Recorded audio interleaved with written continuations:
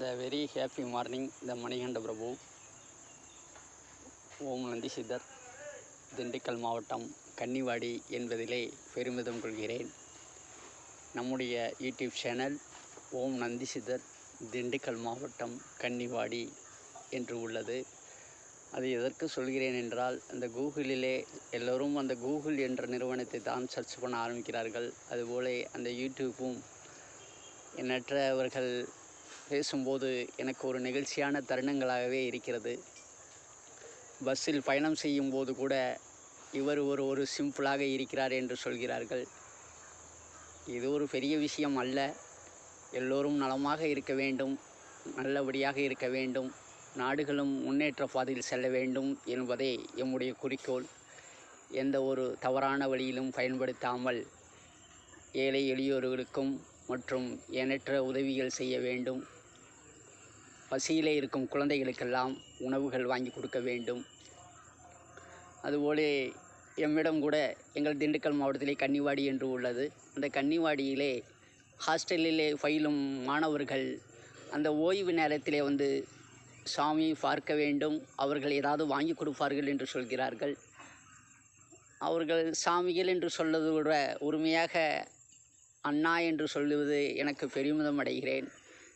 காரணம், அந்த ஸ்கூலில் இருக்கும் அந்த குழந்தைகள்லாம் ஒருவர் தாய் இருப்பார்கள், தந்தை இருக்க மாட்டார்கள், தந்தை இருப்பார்கள், தந்தை இருக்க மாட்டார்கள், தாய் இருப்பார்கள். இதுபோல அந்த குழந்தைகளுக்கும் அதுகளுக்கு என்ன பிடிக்குதோ அதை வாங்கி கொள்ளுங்கள் என்று சொல்லுவேன்.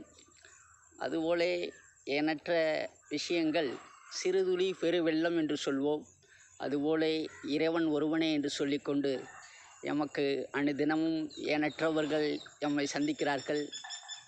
ஆகையாலே இந்த நேரங்கள் எம் பின்புறம் இருக்கும் இந்த தென்னையில் இருக்கும் தேங்காய் போல நம் பசுமையாக இருக்க வேண்டும், விவசாயமும் செழிக்க வேண்டும்.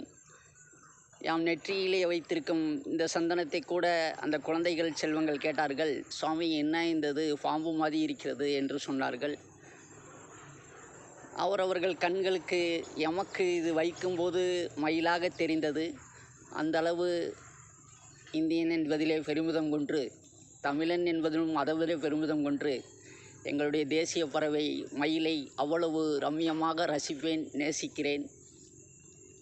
எங்கள் பகுதிகளிலே, எங்கள் ஊர்களிலே எண்ணற்ற மயில்கள் அவ்வளவு வந்து இறைவன் ஆசியோடு அவர்கள் காட்சி கொடுக்கிறார்கள். நமக்கு காட்சி கொடுத்தாலும் விவசாயிகளுக்கு ஒரு வேதனையான விஷயம் என்னவென்று கேட்டால், அந்த மயில்கள் வந்தால் அந்த விவசாயமே நிறைய ஒரு விஷயங்கள் என்று சொல்வார்கள். ஆனால் இருந்தாலும் இறைவன் நல்லபடியாக எல்லோருக்கும் நல்ல நடனம் இருக்க வேண்டும், ஹாப்பி மார்னிங்காக இருக்க வேண்டும், விவசாயம் செழிக்க வேண்டும். இன்றைய நாள் இனிய நாள் அமைய வாழ்த்துக்கள். நல்லதே நடக்கும்.